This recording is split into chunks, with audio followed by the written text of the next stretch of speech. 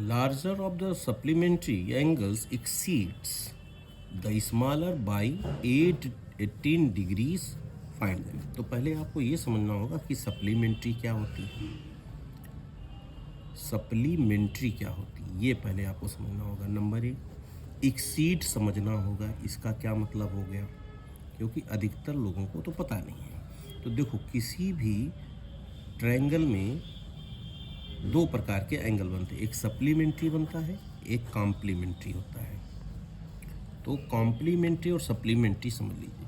कोई एंगल है, जैसे मान लिया गया, और ये एक कोई स्ट्रेट लाइन है, तो अगर ये जो एंगल होगा, ये तुम्हारा जो 90 बिलो होता है, ठीक है, तो 90 बिलो का मतलब होता है कि वो कॉम्प्लीमेंट्री है, यानी दो एंगल का जो सम होगा, दो एंगल का जो सम होगा वो कॉम्प्लीमेंट्री हो गया।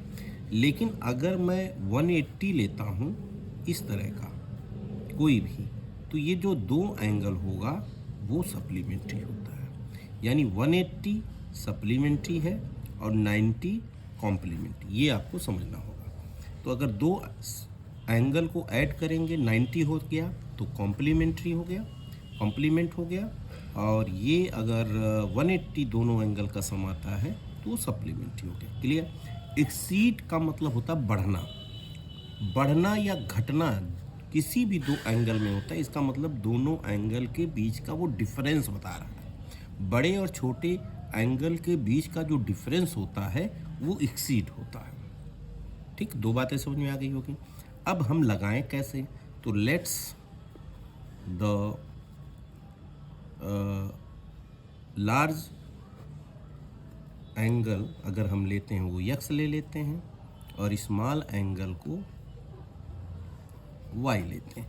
अब दोनों का जो डिफरेंस है वो कितना है, 18 है, वो कहीं लिख लो, ठीक है। और दोनों का सम है कितना, दोनों का सम ले लो, 180 हो गया। बस यही करना था। Equation 1 equation 2।